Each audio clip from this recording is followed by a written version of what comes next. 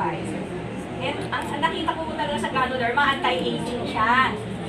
Paano mo malalaman na hindi kayo masyadong nag-age? Walang rayuma, no? Kutis nyo, yung mata nyo, lahat po yan.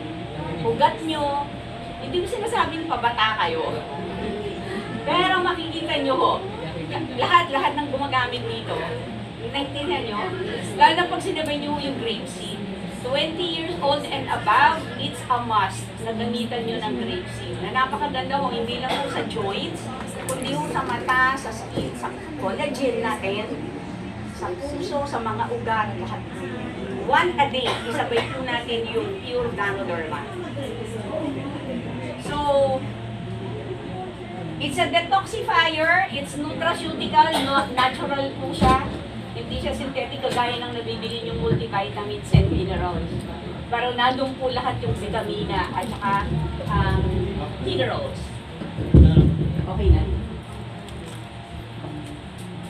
Pampa-increase ng blood circulation and oxygen supply. So ito po yung nangyayari sa atin, maiksi lang. Humihina yung ating immune system. Anong pwedeng dagilan? Improper diet.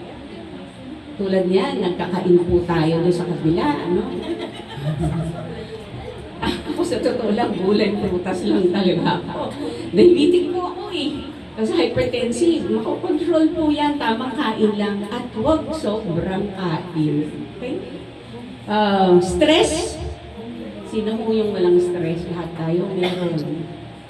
So, pollution, chemicals, sedentary life, bisyo, mag-a-accumulate yung toxins sa katawan natin. Ito hindi natin nakikita, pero nararamdaman natin pag may sakit na tayo. Bakit bigla kami sakit? Bakit bigla kami cancer? Kasi yung oxidants mo sa katawan, dumami. At tapos wala kang iniinom na antioxidant. Ano po ang Ganoderma? Antioxidant. Para hindi ho dumami yung mga free radicals natin. Pag umabot sila ng bilyon, cancer ka. Pero that's why, alam niyo ba na 10 beses sa buhay natin, yung ating cancer cells nandun. Paano mo sila tatanggalin? Hindi ka gagalaw, wala kang exercise, kain ka lang ng kain. Anong gagawin mo? Dinadagdagan mo lang sila, di ba? So nakita nila sa buhay natin, 10 times in our lifetime, we develop cancer cells. Hindi lang, kaya lahat tayo may cancer cell. Maliwanag. Gusto ba natin silang dumami? Hindi. That's why we take Ganoderma. Maliwanag po. And also our grapeseed, and also our enzyme. So infection, chronic diseases, cancer, yan po yung madaling magkaroon tayo pag humina yung ating immune system. So basically, isa sa pinakamagandang gagawin mo ng Ganoderma sa katawan natin, nagpapalakas ng immune system. Kaso hindi lang po pampalakas, kundi modulation. Minomodulate niya yung ating immune system. Kasi may mga sakit tulad ng autoimmune disease. Nabalitaan niyo si Chris Aquino, di ba? 5 autoimmune disease ang meron siya. Yes. Psoriasis, lupus, ultimo sa thyroid, Graves' disease, no? Even diabetes, parang kinoconsider mo nila na autoimmune disease na siya. So, hindi mo kailangang inumin ang isang supplement na lalakas lang ang iyong immune system. Iinom ka dapat yung mag-modulate ng iyong immune system. And that is Ganoderma lucidum. So, in this lesson po, for this afternoon, sana tandaan niyo po yun. Ganoderma modulates the immune system. Kung anong kailangan ng katawan mo, yun ang kanyang ibibigay. Okay po, naintindihan nyo? So, ito po yung nangyayari sa katawan, we detoxify when we take our coffee, and then especially yung capsules. Nagde-detoxify po tayo sa iba well-manifested or expressed, meaning nagtatay talaga ako sa linggo noon. Yung iba sumasakit sa ulo, hindi nakakatulog, ang dami, yung iba nilalagnat, Yung iba lalong bumabagal, parang, uy, parang may side effect yung umiinom ko. Hindi po yun. Cleansing lang po yun, maliwanag. Pagka mas express yung iyong healing crisis, okay, mas, actually, even for the Chinese, mas maganda. Ibig sabihin nag-detoxify ka. Okay? And then, mamimaintain yung malinis mong katawan. As antioxidant protection, free radicals out, natanggal mo po sila. So, there. Marami pong content ng Ganoderma, yung antioxidants, yung multivitamins, minerals, and basically, ang hinahabol mo natin dyan through studies, yan po yung tinatawag nilang beta-D-glucans na polysaccharides. Yung polysaccharides, carbohydrates po sila, mas maiintindihan nyo. Na nakita nila na napakaganda even for cancer and different diseases. In fact, sa China po, in big hospitals, ang Ganoderma ho, kasama siya sa gamot nila. And it's in the form not only of capsule, but in the form of injection. Masakit ang tiyan, may lagnat, ini-inject nila Ganoderma po. It's really medicine. Nakuha niyo po, part siya ng kanilang pharmacopoeia na tinatawag. Tayo kasi hindi pa natin kilala. So, kayo po yung mag-i-spread nito sa ibang tao. Okay?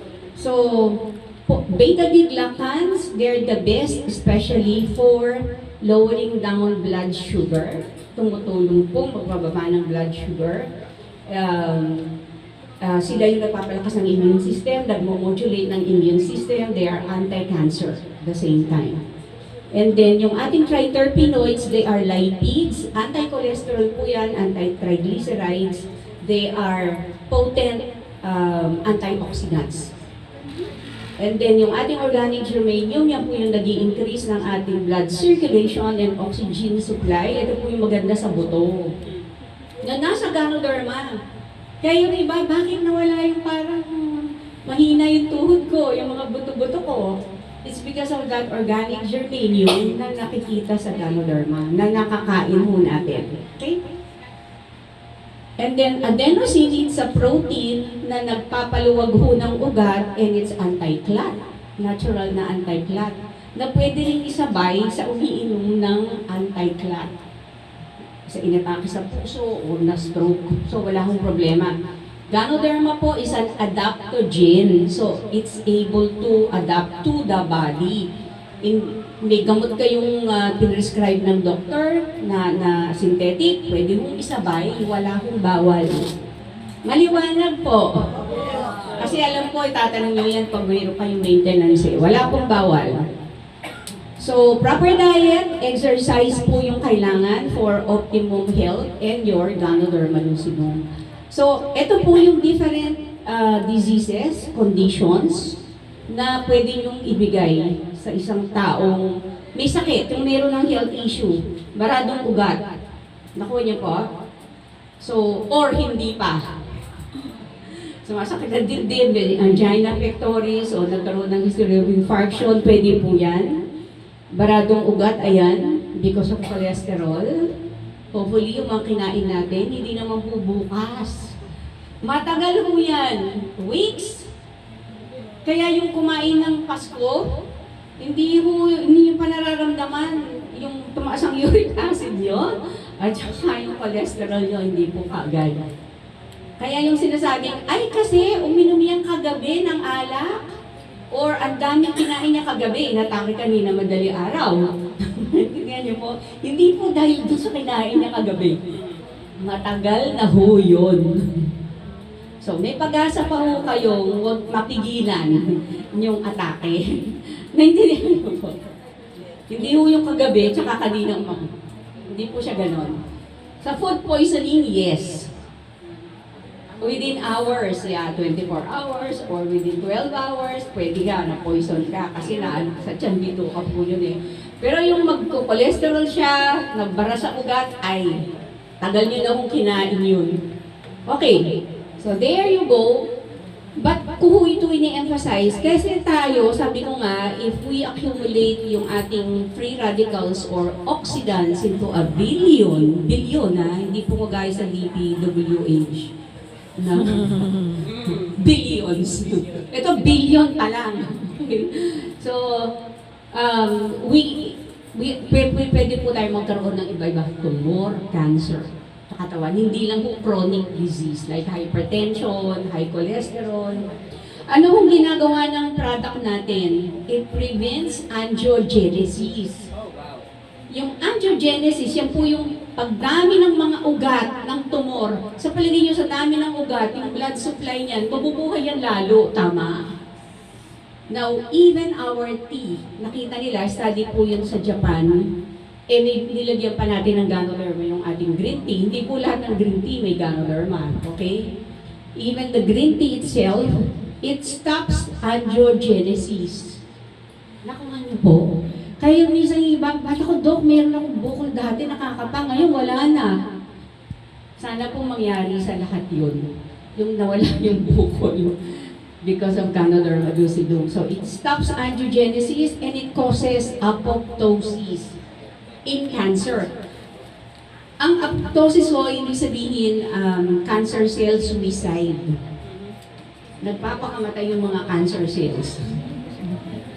Kaya yung iba nag-o-opt na lang na-diagnose sila, mukhang may cancer sila sa breast, for example, kaysa sa makimo sila, etc., etc., wag lang titigilan. Kasi yung iba ho namin na nakita sa ibang pasyente, tinigilan nila matagal. Tuloy-tuloy po. Kasi ayaw na nilang magpa-chemo, ayaw nilang magpa-opera. Okay? So, Ganoderma can help you. Kasi in the year of 90s, sometime in 1990, ang Japan ho mismo, it declared Ganoderma as adjunct therapy for cancer. Number one, hindi pwede mo siya sa undergoing chemo na nagsusuka, wala ho yung mga symptoms na yun, mas malakas yung pasyente. Number two, yung spread. Nakita nila mabagal yung spread ng cancer. Number three, yung malakas yung pasyente, and hindi po siya ka-counteract ng side effect ng chemotherapy o nagka-counteract siya ng side effect ng chemotherapy. So in Japan, in the 90s pa ho to 1990s, ano siya, adjunct therapy for cancer patients siya. Sinusitis, yung lagi may ihika po. You can start with the mycelium sa ihika, and then the spore powder. Degenerative osteoarthritis or other degenerative diseases, ayan po, goiter, thyroid, and then psoriasis. Kung naka-encounter na ho kayo niyan, ang gamot ho namin dito, steroids.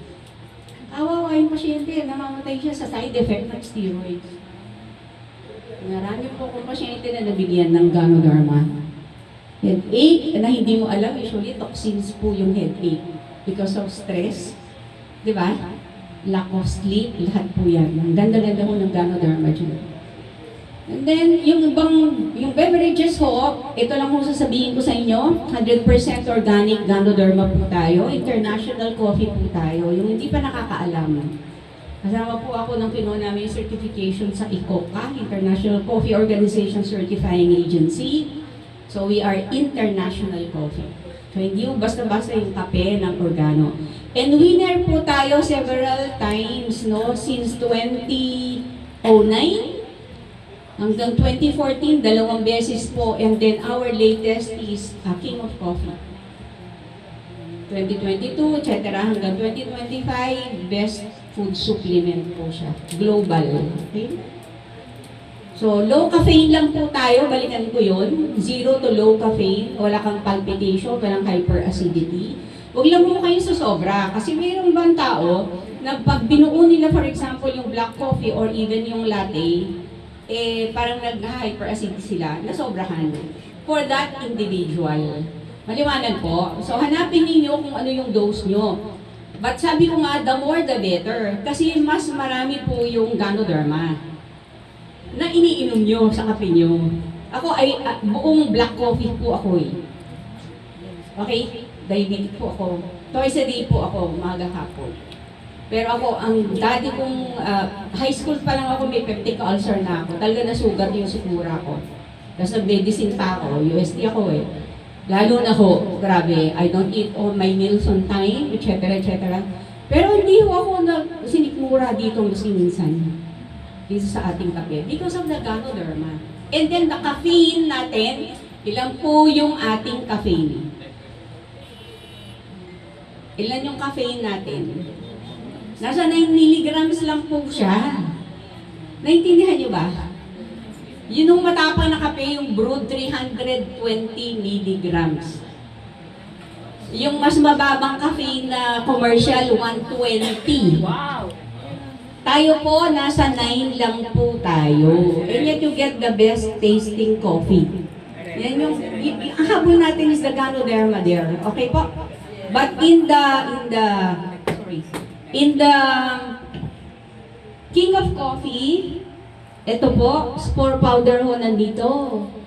Kaya panalo ho tayo lagi. Okay?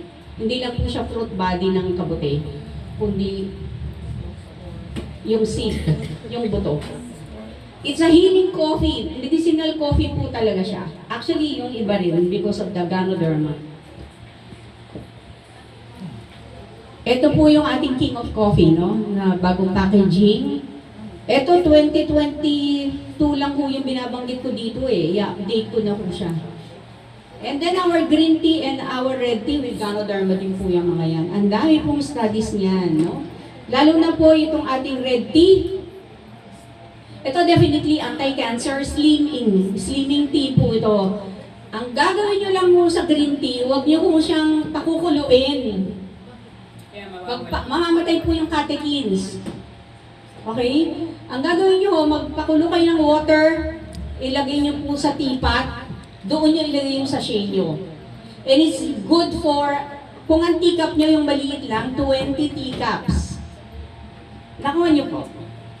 Kung maghuyan, mga siguro 7 to 8, pwede ho siya. Yung isang sachet ng green tea. Maliwanag po. Yung ganun din po ito. Hanggang 3 cups po yan na mug. Hanggang 3 to 4 mugs. Ito usually, lalo na po sa mountainous areas, gusto nila yung red tea, may Ganoderma din yan, because of the zinc for sexual potency. Okay? The red tea. But that one, lagi nyo tingnan, ginagamit ko talaga siya for slimming, ang tsaa, and then for good skin, and then study po ito sa Japan, colon cancer, prostate cancer, and breast cancer. Tsaa. Green tea. Okay po?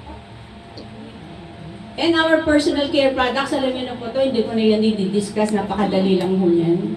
And the power of 3. Meron po ba kayong dose binigay sa inyo?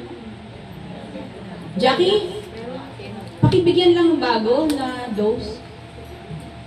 So may tanong po ba kayo? That ends po the lecture. Yan.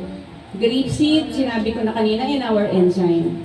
Doktora, doon sa first timer ko, ang iinumin lang is the spore powder, hindi na siya iinom na. Basta 30-year-old and above, ang i-recommend ko ho, spore powder, grape seed, and the coffee. Ilan po yung Kung wala akong health issue, as low as 1 in the morning, 1 in the evening. Pero dahil sa edad na, tapos ang daming degenerative diseases na pwedeng and chronic diseases like diabetes, hypertension, mataas ang cholesterol, nakukombat ko lahat yun. Ayusin lang pagkain tsaka exercise po dapat.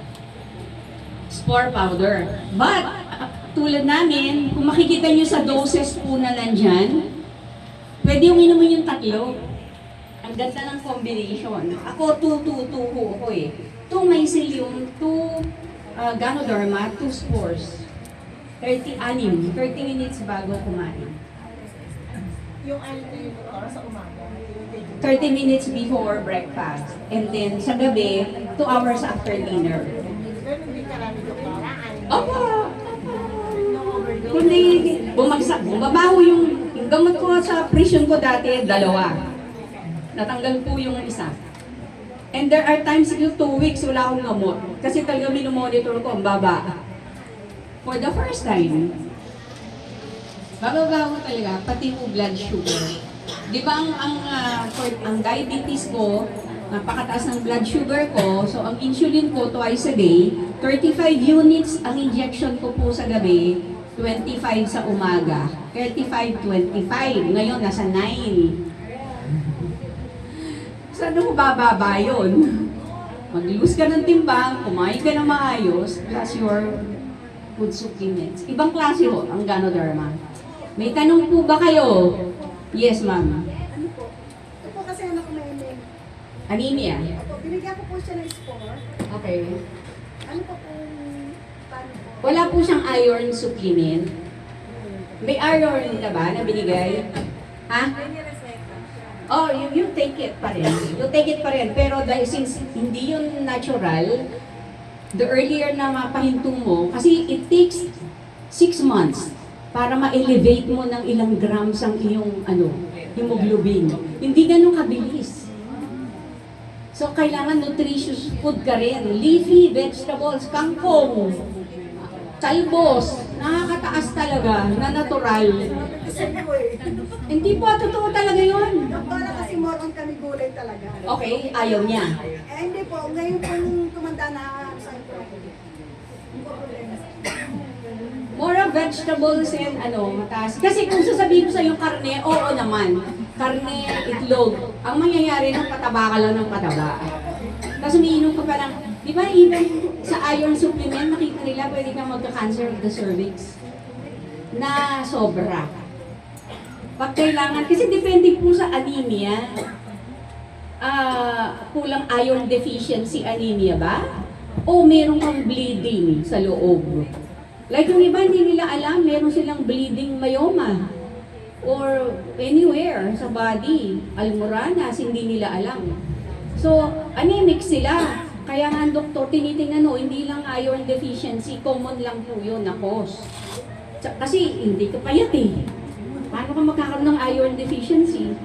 Kailangan tingnan ang pinanggagalingan ng anemia. Okay lang po ba yung isang spore powder o ilang... Okay na po yung spore. 30 ka na ba? Ay, Ganoderma ka lang, yung mas mura pa. Below 30, Ganoderma ka na lang. You can combine the Ganoderma and the mycelium. Or Ganoderma na lang, dalawa sa umaga, dalawa sa gabi. Kita mo, ibang-iba. Maganda sa kutis, maganda sa joints, maganda sa buto. Dysmenorrhea, lahat yun. Wala na po? Doc, for 80-year-old na may gallbladder stone. Gaano kalaki yung gallbladder stone? Hindi ko na Kasi kung malaki siya, hindi na ino-opera yan. Kasi hindi na po siya papasok doon sa tube eh. What causes the pain and properly maybe the infection is yung pag nagmubo yung stone doon sa common bile duct. Pag binarahan niya yun, wala na lalabas na bile, wala na maglilinis wala na magde-detox sa liver, etc. Magkakaroon ka ng infection lahat. So, kung steady yung bato at malaki, hindi na nila ginagalaw. Tsaka hindi mo na rin yung matutunaw. Pero ang spore powder pa rin ako. Gallbladder polyps, marami akong kaso na yan na nawala talaga. Polyps mo yung tumor, kuntil. Polyp po yun, gallbladder polyps, natutunaw sila with the spore powder. At least 2-2 or 3-3. Pag in pain, pa-monitor mo lang kasi baka kailangan siyang operahan. Baka may maliliit na stones. Kasi one time ng tita ko, 50 na maliit sa paminta na bilog. 50. Grabe naman yun. Na-opera siya, 84-year-old. Anong pinagkakailan? Madre, auntie, nalagaan mo yung 50 na yun, hindi naman diamond. Diamond. Ako po punong-puno ako ng stones. Bato sa bato. Pero na-control ng spore powder. Marami ng tubig. Kailangan lang. Tapos ang kreya ko po, tumaas na talaga. Kamunting na akong chronic kidney disease na for dialysis. Pero nawala po lahat. Kaya ako believe na believe. O, wala na pong tanong? Yes po. Ano yung kwento kay prostate cancer? Prostate cancer. Ano pong stage siya? Stage 4. Kung sabihin kumalat na ho. Meron ka bang Meron po akong inalagaan na namatay 2 years ago at 96-year-old. Pero sinimulan ko siyang gamutin 2015, spore powder ko. Pero umabot siya ng, at saka ang kinamatay ho niya hindi dahil sa cancer. Sunod-sunod po yan, nag-COVID, tapos hindi niya kinamatay yung cancer niya. Alam mo niyo yun? Siguro, Panginoon, no? Pero kumalat na po yun sa buto. Pati kami amazed na amazed. Ang sakit Kaya yung nun. yung anak niya na nurse ko, tsaka yung apo, from Chicago, hanggang ngayon, nagkukuho sila ng product natin. Imagine, 2015 ko pa po siya alaga. Namatay siya 2 years ago lang. At hindi Long na life. namatay niya. Spore powder po, meron pong dose ng cancer dyan, pinakadulo yata. Pwede niyo po yun. Kaya lang minsan alam niyo, dahil kunyari may iinom sila ng gamot, hindi nila Ayaw na mabibili nila. yung product natin kasi mas preferred nila syempre yung binigay ng doktor nila. Pero Kapatid try ko niyo po, kayo. yung combination yan. Wala na po. Maiksi lang po yung lecture na yon, tsaka hindi detalyado masyado, pero yung important points na ibigay ko sa inyo, tita, meron pa po. Okay. Maraming salamat po. Thank you, Doc.